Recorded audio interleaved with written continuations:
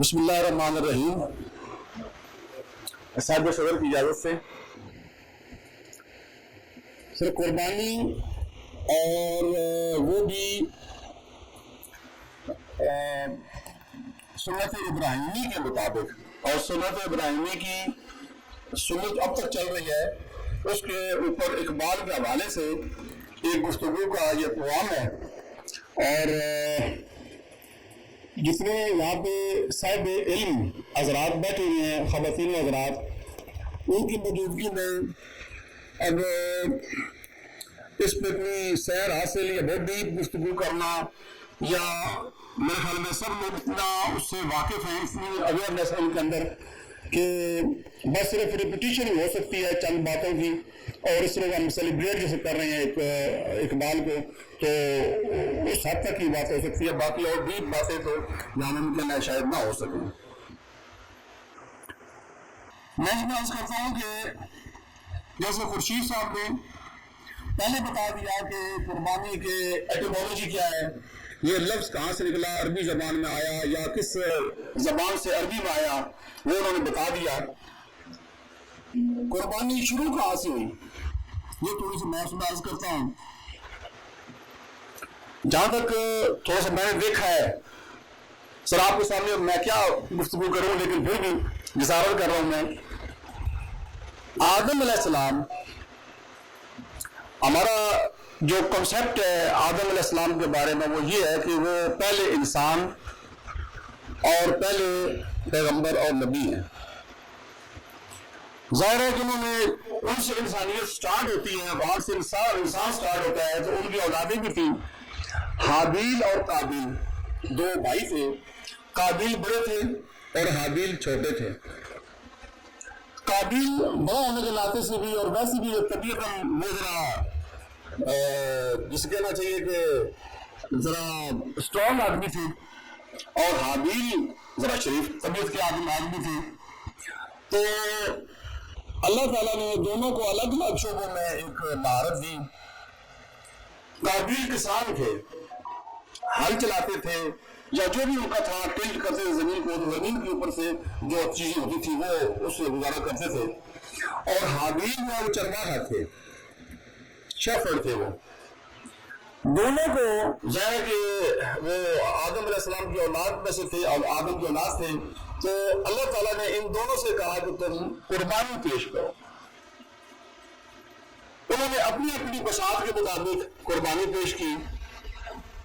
قابیل نے اپنے جو ان کا تھا فصلیں ہوتی تھی ان کو لے جا کے قربانی کی، اور حابیل کے وہ چرواہا تھے تو انہوں نے وہ جو شیپ سے مطلب بھیڑیں یا مینڈے وغیرہ تھے ان میں سے کسی کو لے جا کے قربان گاہ پہ، قربان گاہ ایسے ہوتی تھی، یہ شروع سے اسرائیلی روایات میں لکھا ہوا ہے کہ قربان گاہ تعمیر ہوتی تھی، اور اس کے پتھروں سے اس اوپر وہ جو چیز قربان کی جاتی تھی اس کے اوپر رکھا جاتا تھا اس کو، اور ظاہر جانور ہوگا تو اسے کاٹ کے یا ذبح کر کے وہاں رکھا جاتا تھا، اور جو دوسرے چیزیں ہوتی تھیں وہ اس طرح سے، تو آسمانوں سے آگ آتی تھی اور وہ آ کے اس کو کھا جاتی تھی قربانی کی چیز کو۔ اگر جانور ہے تو جانور کے گوشت کو کھا جاتی تھی آگ، اور اگر دوسری کوئی چیز ہے تو اس کو بھی اس طرح سے ٹریٹ کرتی تھی۔ تو اس کا جل جانا اور اس کا کھایا جانا یہ سمجھا جاتا تھا کہ یہ قربانی قبول ہو گئی ہے، اور اگر وہ نہیں کھائی جاتی تھی تو اس کا مطلب یہ ہوتا تھا کہ قربانی قبول نہیں ہوئی ہے۔ تو اسی طرح سے ہوا، حابیل کی قربانی آگ آئی اور اس کا مینڈا یا اس کی شیپ جو بھی تھی وہاں پہ اس کو وہ کھا گئی اور وہ جل کے راکھ ہو گئی، اور قابیل کی جو قربانی تھی وہ اس کو اس آگ نے آگ آئی نہیں اور اس کو آگ نے اس کو جلایا نہیں۔ تو اس سے یہ ہوا کہ حابیل کی قربانی قبول ہو گئی اور قابیل کی قربانی قبول نہیں ہوئی، تو دونوں بھائیوں میں جیلسی پیدا ہو گئی۔ تو قابیل نے کہا کہ تمہاری قبول ہوگی یہ قربانی، لیکن مجھے کیا مطلب میں نے کچھ طرح سے قبول ہو چاہیے تھی میری بھی، تو اب تم کیونکہ مجھ سے جگہ پر گزیدہ ہو رہے ہو تو اب میرا انتقام یہ ہوگا کہ میں تمہیں مار دوں گا، قتل کر دوں گا۔ یہ قرآن مجید کے اندر سورہ مائدہ کی آیت نمبر 27 سے 31 تک کا یہ ڈیٹیل لکھی ہوئی ہے۔ کہ کس طرح سے واقعہ ہوا. اسی وجہ سے بائبل کی جو کتاب پیدائش ہے بک آف جینیسس اس کی جو آیت نمبر 4 سے 4 جو آیت ہے اس کی جو نیچی پیراگراف لائنیں ہوتی ہیں 1 سے 18 تک اس میں ڈیٹیل دی ہوئی ہے. یہ اور سیم ہے تقریباً بائبل میں اور قرآن میں یہ دونوں جو قصے ہیں یہ تقریباً برابر ہیں. تو اس طرح سے یہ ہوا کہ قابیل نے حابیل سے کہا کہ چلو ذرا باہر چلتے ہیں اور وہاں جا کے جب یہ بات ہو رہی تھی ان میں کہ میں تمہیں قابل کر سکوں میں تمہیں مار دوں گا تو حابیل نے کہا کہ میں تم اگر میرے اوپر ہاتھ اٹھاؤ گے مارنے کے لیے تو میں تمہارے اوپر ہاتھ نہیں اٹھاؤں گا. کیوں؟ انہوں نے کہ میں کیونکہ مجھے اللہ نے یہ بتایا ہوا ہے میرے اندر یہ روشنی ہے میرے اندر یہ چیز ہے طبیعت ہے اس طرح کی مجھے پتہ ہے جب تم مجھے قتل کرو گے تو تم اپنے گناہ بھی ساتھ لے کے جاؤ گے اور جو میرے اندر گناہ کیا ہے تو وہ بھی تم ساتھ لے کے جاؤ گے. اب اللہ تعالیٰ مجھے جنت الفردوس میں دے گا دے گا میں وہاں جاؤں گا تو تم مجھے قتل کرو تم کرنا چاہو تو کر دو میں رجسٹ بھی نہیں کروں گا میں اس کو مدافعت نہیں کروں گا. اور یہی ہوا. وہیں سے دیکھیں اس کو ہم قصہ لکھا ہوا قرآن میں لیکن وہیں سے 2 طبقے شروع ہو جاتے ہیں. ایک وہ طبقہ جو کہ خدا خوفی رکھتا ہے اور ایک جو بدماشی کرتا ہے. یہ دونوں شروع سے چلے آ رہے ہیں. تو یہ اس طرح سے ہوا قابیل نے حابیل کو قتل کر دیا اور اس کے بعد اس کو جب قتل کیا تب اس کو پتہ نہیں تھا کہ یہ کیسے اب میں نے ڈسپوز آف کیسے کرنا ہے اس کی لاش کو. تو اس نے پھر اللہ تعالیٰ نے ایک کوا بھیجا اور اس نے زمین کھود کے دوسرے قبر جو مردہ کوا تھا اس کو دبایا تو اس کو وہ سمجھ آئی کہ بھائی میں نے اس طرح سے کرنا ہے تو اس نے حابیل کو وہاں پہ دفنایا اس طرح سے. اس کے بعد پچھتایا ضرور تھی میں نے کیا کر دیا اور یہ میرا کام ٹھیک نہیں تھا. تو پھر اللہ نے کہا کہ تم گناہ کی معافی مانگتے رہو یہ سزا تو ملے گی. قتل کی سزا ہے کہ قتل از اکول ٹو دا یعنی کہ ہیومن بھی قتل کرنے کے برابر ہے تو تمہیں معاف تو نہیں کیا جائے گا لیکن تم دنیا میں معافی اپنی مانگتے رہو. تو یہ قربانی وہاں سے شروع ہوئی پہلی قربانی. اب آدم علیہ السلام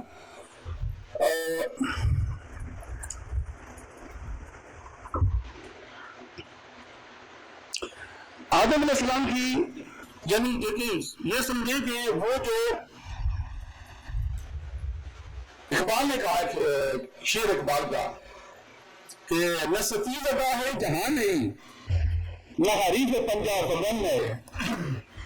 نہ ستیز ادا ہے جہاں نہیں نہ حریف پنجا فگن ہے وہی فطرت اسد اللہی وہی مرحبی وہی انتری.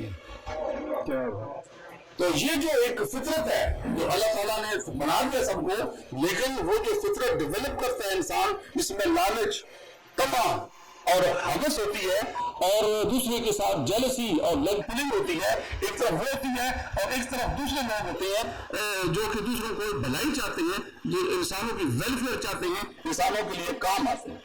تو یہ جو آپ سمجھ لیں میں خاص طور پہ یہ قصہ جو یہاں پہ میں نے عرض کیا آپ نے گزر رکھا ہے کہ یہ کوئی نئی چیز نہیں ہے. اگر آپ آج کہیں گے کہ برائی کو ختم کر دیں تو برائی ختم ٹوٹلی نہیں ہو سکتی ہے. نیکی پریویل کر جائے گی یہ بھی نہیں ہو سکتا ہے. یہ ستیزہ گاہ جہاں نہیں ہے یہاں فطرت اسد اللہی اور مرحبی اور انتری ہمیشہ برسر پیکار رہیں گے. ہاں جو اس طبقے میں آتے ہیں جو برسر پیکار ہوتے ہیں بدی کے ساتھ ان کا یہ فرض ہے. اللہ تعالیٰ ان سے اور کچھ نہیں چاہتا. وہ علائے کلمت الحق کے لیے کوشش کر کے دکھائیں اور کچھ نہیں کرنا انہوں نے کہ یہ ہم پریویل کرا کے دکھا دیں گے وہ تو کبھی بھی نہیں ہوا زندگی میں. جب سے آدم سے لے کے آج تک کبھی ایسا نہیں ہوا کہ برائی ٹوٹلی ختم کر ہو گئی ہو اور نیکی پریویل کر گئی ہو. یہ قصہ اس لیے میں نے آپ سے عرض کیا ہے. اب اس سے آگے بڑھیں تو یہ قربانی جو وہاں سے شروع ہوئی تھی حابیل کے قتل سے یہ حابیل کی قربانی تھی.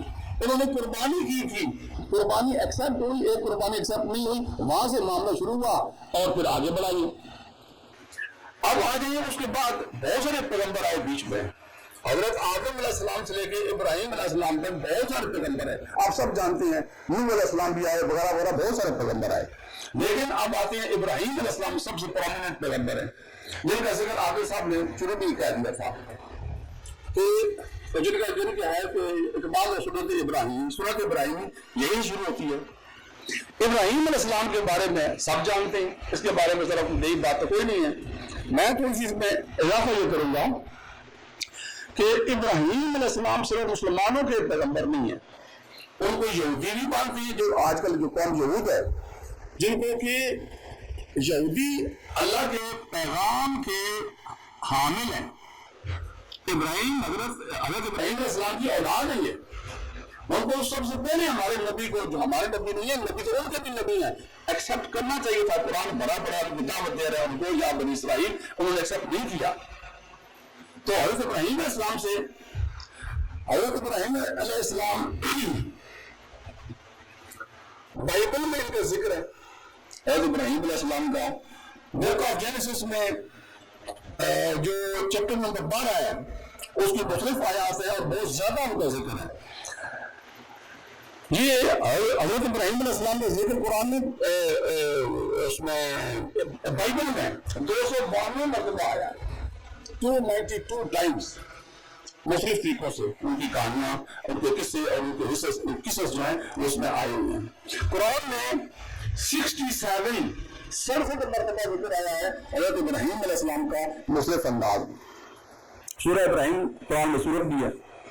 حضرت ابراہیم علیہ السلام کا آگے صاحب نے بہت موٹا بتا دیا تھا، تھوڑا سا میں عرض کرنا چاہوں گا، شاید آپ اجازت دیتے ہیں۔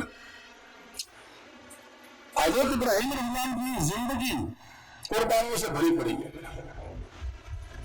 عراق میں بغداد سے تقریباً 300 کلومیٹر جنوب میں ایک شہر ہے، اب بھی اس کا آثار ملتے ہیں، اس کا نام تھا اور۔ تو وہاں یہ پیدا ہوئے اور وہیں پہ جو اس وقت شداد تھا نمرود کی حکومت تھی، تو نمرود بت پرست تھا اور وہاں پہ بت بنتے تھے۔ آزر جو ہے وہ کئی لوگ کہتے ہیں ان کے چچا تھے، کئی لوگ کہتے ہیں ان کے والد تھے، بہرحال ان کی وہ سرکردگی میں تھے۔ تو بت پرستی عام تھی، انہوں نے بت توڑے۔ اللہ تعالیٰ نے ان سے کہا کہ اب تم اس ملک کو چھوڑ دو اور نکل پڑو اس ملک سے۔ یہ پہلا حکم تھا، جو سب سے بڑا تو وہ تھا کہ آپ نے اتنا بڑا سٹیپ لینا ہے، جیسے عادل صاحب نے کہا کہ ہم اگر ایودھیا میں جا کے بت توڑیں تو اس لیے اسٹرانگ ان کے اس کا اپنے وہ معبد تھا، وہ جو نمرود تھا، نمرود کا اپنے معبد تھا جس میں وہ خود جا کے عبادت کرتا تھا، اس کے بت پڑے ہوئے تھے۔ اور یہ بھی ایک سرکاری ایک وزیر ٹائپ کے آدمی تھے، آزر ان کے جو چچا یا والد تھے، تو ان کے گھر میں یہ یعنی ایک ہی فیملی تھی، تو ان کو خیال آیا تو انہوں نے جا کے توڑ دیے۔ تو سب سے گریٹسٹ یعنی کہ پروٹیسٹ یا ایک جہاد جدوجہد جو کی گئی وہ حضرت ابراہیم نے کی اور جا کے سارے بت توڑ دیے۔ ان کے اوپر کیا ریئیکشن آیا ہوگا، کیا فوج آیا ہوگا، یا تو ہم لگا سکتے ہیں۔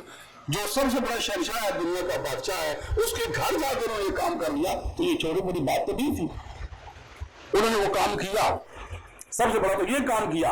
اس کے بعد پھر اللہ نے ایک اور ان کو حکم دیا کہ اب یہاں سے نکل پڑو اور پھیل جو دنیا میں نکل جاؤ یہاں سے، اور جہاں مرضی گھومو دنیا میں۔ تو بائبل میں یہ لکھا ہوا ہے، ہمارا تو یہ کنان گئے تھے، بائبل میں یہ لکھا ہوا ہے کہ وہ وہاں سے اور سے نکلے تو سفر کرتے وہ فلسطین کو، جب فلسطین کہتے ہیں اس کو کنان کہا کرتے تھے، تو فلسطین یا کنان کو کراس کر کے مصر چلے گئے، اور وہاں جا کے فرعون کے سامنے وہ ایک بیچ میں ڈیٹیل ہے ساری بہت ساری کہ وہ وہاں پہنچے، کیسے پہنچے، اور سارا ان کے ساتھ تھی ان کی وائف، تو وہ وہاں پہ فرعون کے دربار میں پیش ہوئے، پھر وہاں سے کچھ ان کے انعامات وغیرہ ملے، پھر واپس کنان آئے، مختلف جگہوں سے ہوتے ہوئے جو اسرائیل کے اندر ایک ڈیزرٹ ہے وہاں وہ کئی شہروں میں گئے، الٹیمیٹلی وہ کنان میں وہ ایک شہر تھا ہیبرون، وہاں ہیبرون میں آ کے وہ سیٹل ہو گئے۔ سیٹل وہ بھی کوئی نہیں ویسے مطلب ان کا سیٹلمنٹ بڑا تو اس زمانے میں تھا ہی کچھ نہیں، تو وہ وہاں پہ رکے اور پھر وہاں پہ انہوں نے اپنا وہ تبلیغ اور جو ان کا کام تھا تبلیغ کی تبلیغ کرنا وہ کرتے رہے۔ تو اس طرح سے انہوں نے وہاں زندگی گزاری، اور ان کے جو بھتیجے تھے حضرت لوط علیہ السلام، وہ ان سے انہوں نے کہا کہ تم چلے جا کے اپنی جو بستیاں تھیں ان کی، وہاں جا کے وہاں برائیاں بہت ہیں، تم کرو جا کے اللہ تعالیٰ کی توحید اور مذہب کو برائیوں سے بچاؤ، ان کو لوگوں تبلیغ کرو. وہ وہاں چلے گئے اور یہ یہاں کرتے رہے، اور الٹیمیٹلی یہ جو ہے ابراہیم علیہ السلام کی پھر اولاد وہاں پہ ہوئی. وہ ایک پوری اسٹوری ہے، وہاں تک تنظیم کر سکتے کہ یہ ان کی سارا سے جو ان کی وائف تھی حضرت سارا علیہ السلام، ان سے ان کے حضرت اسحاق پیدا ہوئے، اور ہاجرہ سے ان کے حضرت اسماعیل علیہ السلام پیدا ہوئے. اور اسماعیل کی قربانی تو پھر آپ جانتے ہیں، واپس آپ پہلے کر چکے ہیں. اسماعیل اچھا ان کی ایج کوئی چھوٹی ایج بچے نہیں بنتے، 75 ایئرس لکھا ہوا ہے بائبل میں کہ 75 سال کی عمر میں ان کا حضرت اسحاق علیہ السلام پیدا ہوئے سارا سے. اور پھر ان کو حکم ملا ایک تو اچھا تھوڑا سا میں یہ بھی عرض کر دوں، بائبل والے جو کرسچن جو ہیں یا یہودی ہیں وہ کہتے ہیں کہ قربانی حضرت اسحاق کی گئی تھی، جبکہ ہم مسلمان ہیں، ہم تو یہ مانتے ہیں قرآن میں لکھا ہوا ہے کہ قربانی حضرت اسماعیل علیہ السلام کی گئی تھی. تو وہ پھر سارا وہ جو کہانی ہے سب کو پتہ ہے. یہ سب سے بڑی قربانی کہ حضرت اسماعیل علیہ السلام کو جب وہ ذبح کرنے لگے تو بیٹا آ گیا اور قربانی اس کی ہو گئی اور وہ بچ گئے. لیکن انہوں نے اپنی نیت پوری کر دی، اللہ کا حکم ہے اس کی ویڈیوز کا کر دیا.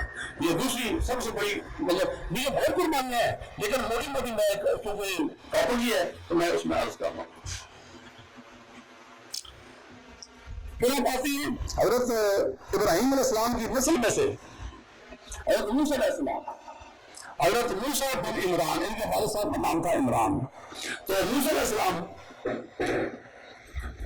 کیونکہ اللہ تعالیٰ سے ہم کلام ہوتے تھے تو ان کا لقب ہے کلیم.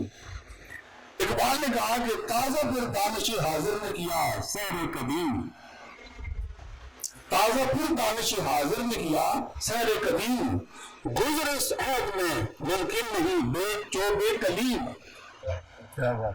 وہ جو ساتھ تھا وہ لکڑی کا تھا، اسے کہا ہے کہ بالغ چوبے کلیم. تو سر آپ نے کوشش صاحب جو یہاں آپ ارشاد فرمائے آپ نے، جب بھی ظلم فرعون یا کوئی نمرود اس طرح کی طاقتیں جب ایون پاورز جب پریویل کرتی ہیں تو بغیر عصائے کلیم سے وہ نہیں جاتی. صحیح کہا، بات چوبے کلیم چاہیے، وہ چوبے کلیم آئے گی تو پھر یہ ہوگا. سر جن کے مفادات وابستہ ہوتے ہیں وہ اپنے مفادات کیسے چھوڑیں گے؟ یہ ضروری ہے کہ اس کے لیے یہ چاہیے. سر ان کے موسیٰ علیہ السلام کی قربانیاں اس کی اوپر تو بہت ٹائم چاہیے، یا ہمارے پاس یہاں ٹائم اتنا ہے نہیں. یہ موسیٰ علیہ السلام نے کیا کیا؟ اذهب إلى فرعون إنه طغى، اللہ تعالیٰ نے ان کو فرمایا کہ چلے جاؤ. پہلے پیدا ہی وہ فرعون کے گھر ہوئے تھے، اسی طرح سے ان کی پرورش ہوئی تھی ایزا یعنی کہ شہزادے جیسے ہوتے ہیں اس طرح سے پرورش پائی. پھر وہاں سے نکالے گئے، وہ بھی لمبا یہ کہانی ہے. لیکن جب وہ آئے تو شعیب علیہ السلام کے پاس انہوں نے خدمت کی اور ان کی بیٹی سے شادی ہوگی ان کی، اور پھر وہاں سے ان کو حکم ملا اذهب، قرآن کی آیت ہے اذهب إلى فرعون إنه طغى، تم فرعون کی طرف جاؤ کہ گستاخی میں بہت آگے بڑھ گیا. پھر وہ گئے اور وہاں جو کچھ ہوا وہ قربانیوں پہ قربانیاں ہیں. آپ ان کی ایک ایک ایونٹس قرآن کے اندر پڑھیں یا بائبل میں جو روایتیں ان کو دیکھیں تو ان کی زندگی کا ایک ایک دن قربانیوں سے بھرا پڑا ہے. کیا کیا نہیں کیا ہے موسیٰ علیہ السلام نے. خلیل کلیم ایسے نہیں بن گئے جب وہ گئے، اور ایز اے رزلٹ اس نتیجے کے طور پہ کہ جس طرح سے انہوں نے ان کو وہ اوبیڈینس اللہ تعالیٰ کی بندگی، اللہ تعالیٰ کی غلامی جس طریقے سے انہوں نے اختیار کی اور انہوں نے اللہ تعالیٰ کے احکامات کی، یعنی کہ اس میں اوبیڈینس میں جو کچھ کیا اس کے نتیجے کے طور پہ اللہ نے ان کو بلایا اور مارنے میں بھی ان کو طور پہ بلایا، اور وہاں سے انہوں نے کہا کہ میں تمہیں وہ شریعت دے رہا ہوں جو کہ فرسٹ انسانیت کی پہلی شریعت جو اللہ تعالیٰ نے موسیٰ علیہ السلام کو دی، 10 کمانڈمنٹس. 2 تختیوں پہ لکھے ہوئے، 4 ایک پہ اور 6 ایک پہ لکھے ہوئے 10 کمانڈمنٹس انہوں نے دیے، اور وہ لے کے آئے اور اپنی قوم کو دیے، جو آج بھی بنی اسرائیل کی شریعت اور کچھ بھی نہیں ہے، 10 کمانڈمنٹس ہیں. اور وہی 10 کمانڈمنٹس سورہ مائدہ میں، سورہ انعام میں، سورہ بنی اسرائیل میں ایز اٹ از ہمارے پاس ہی موجود ہیں اسی ترتیب میں.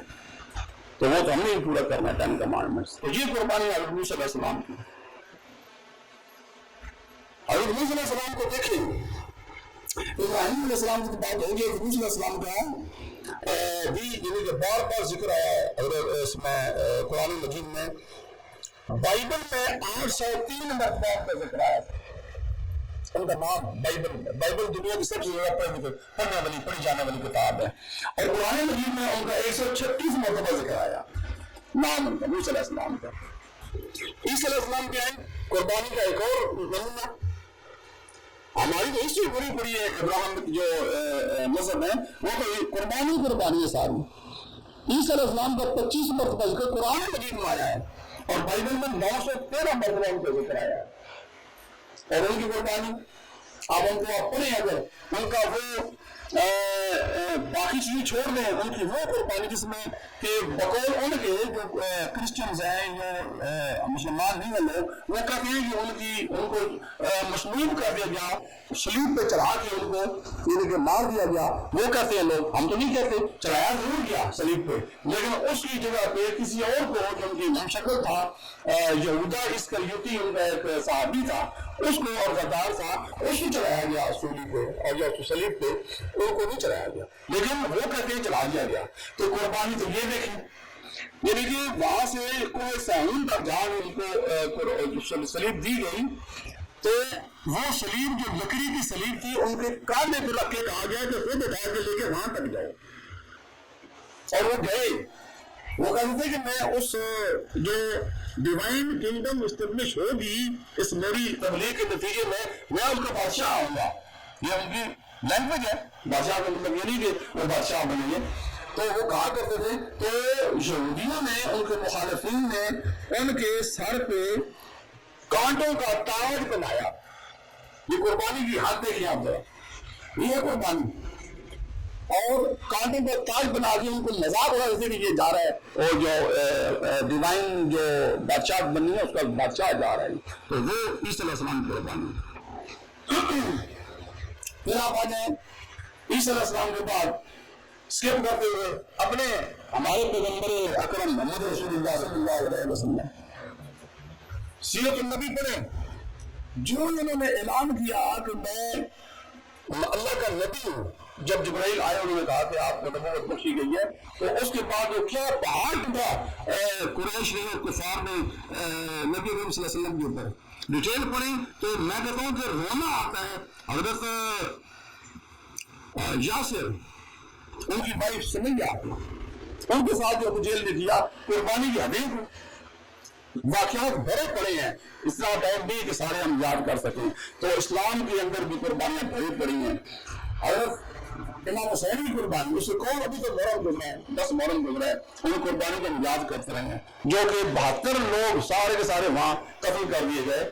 وہ جو بھی حالات ہیں، کچھ سنی کچھ اور کہتے ہیں، شیعہ کچھ اور کہتے ہیں، لیکن دس از فیکٹ، یہ حقیقت ہے کہ انہوں نے بہت بڑی قربانی پیش کی میدان کربلا میں۔ تو ہماری جو تاریخ ہے، اسلام کی تاریخ ہے، قربانیوں سے بھری پڑی ہے، اور قربانی ہی قربانی یعنی کہ ہمیں نظر آتی ہیں، اور خون ہی خون نظر آتا ہے، اللہ کی راہ میں دیا۔ اور جب تک ہم اس قربانی کی روش پہ چلتے رہے، اللہ نے ہمیں سرفراز کیا، اللہ نے ہمیں دنیا کی حکومتیں بھی دی، دوسری قوموں کے اوپر ہمیں غالب بھی کر دیا، اور جب ہم نے قربانی کی روش چھوڑی تو ہم مغلوب ہو گئے۔ یہ مغلوبیت میں صرف 2 آپ سے عرض کرتا ہوں، زیادہ لمبی باتیں نہیں ہونی چاہیے۔ شروع میں جب ان کو ہم نے اس قربانیوں کا راہ اختیار کیا، تو پوری دنیا کے اوپر، ساری دنیا، اس وقت جو بھی نان ورلڈ تھی تقریباً اس کے اوپر مسلمانوں کی حکمرانی تھی۔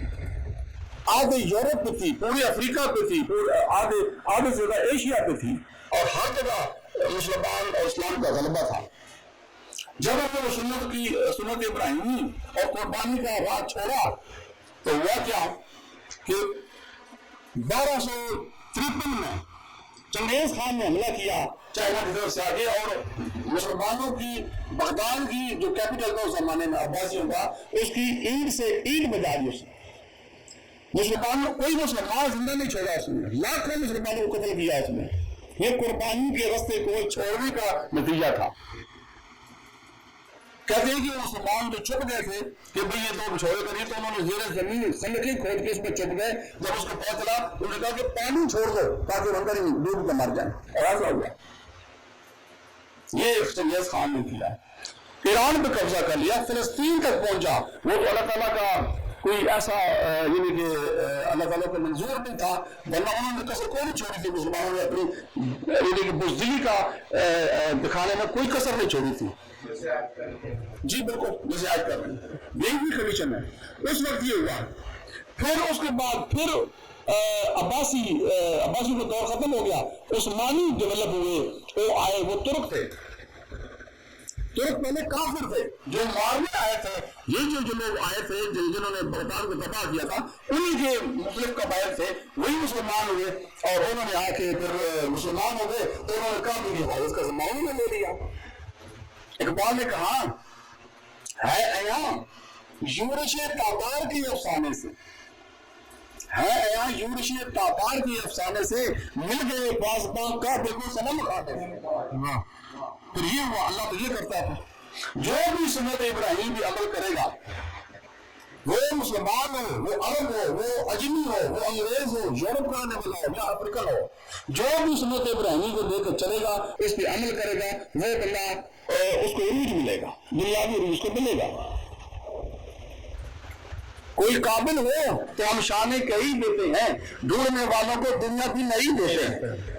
جنہیں والد نے کہا تو جو بھی اس سنت ابراہیمی کو چلے گا، وہ اس کو وہ رزلٹ ملنا ہی ملنا ہے. تو ترکوں کا عروج آیا.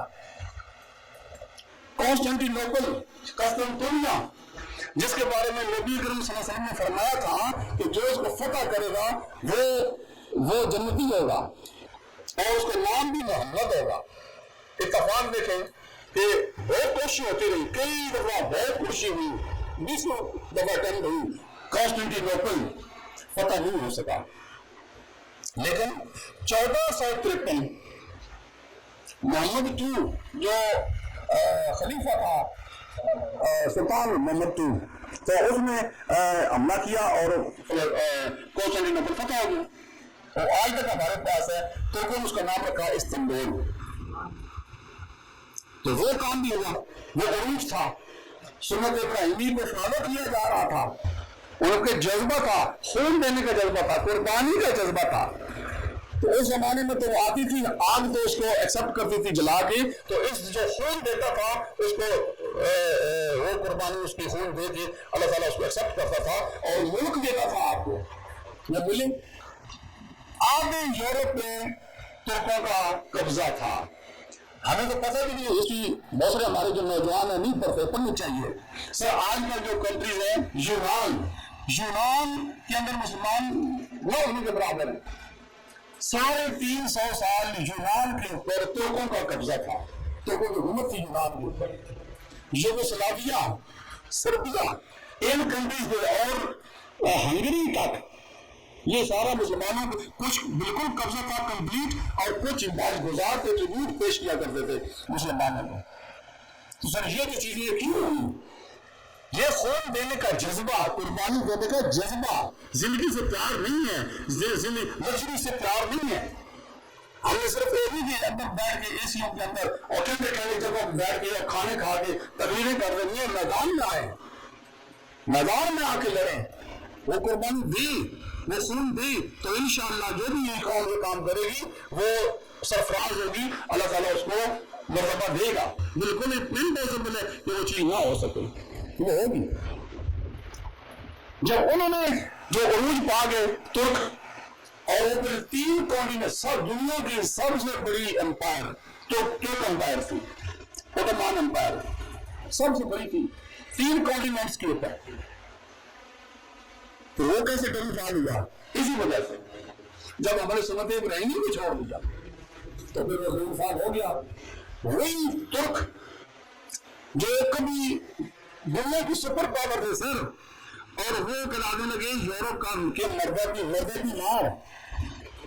اب اس سے کیسے نجات حاصل کی جائے، اور اس پورے یعنی کہ آپس میں اسکیمیں بڑے ڈیٹیل میں میں کہا دیتا ہوں نوجوانوں کو کہ وہ پڑھیں، ڈیٹیل میں پڑھیں ہسٹری کہ کس طریقے سے روس نے فرانس نے اور برطانیہ نے آپس میں بیٹھ کے ان کی لائنیں کھینچی کہ یہ حصہ تمہارا، شکل عثمانیہ کا، یہ حصہ تمہارا، یہ تمہارا، یہ ہمارا، اور ایسا ہی ہوا۔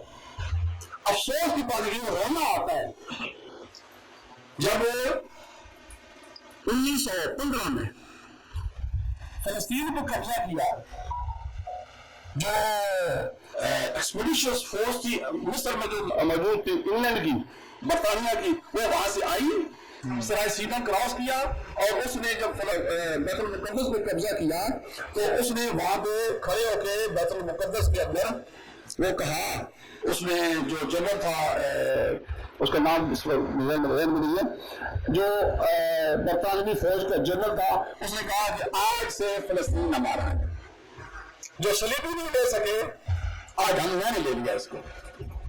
اور پھر جب وہ دوسری آرمی تھی فرانس کی، وہ بھی ادھر تھی مڈل ایسٹ میں، وہ وہاں سے ایڈوانس کرتے ہوئے دمشق پہنچی، اور سر جب دمشق میں پہنچ گئے، دمشق میں قبر ہے اس کی صلاح الدین ایوبی کی، تو دمشق میں صلاح الدین ایوبی کی قبر پہ اس میں پیر رکھ کے اس نے بولا کہ ہم آ گئے ہیں، ہم دوبارہ آ گئے ہیں۔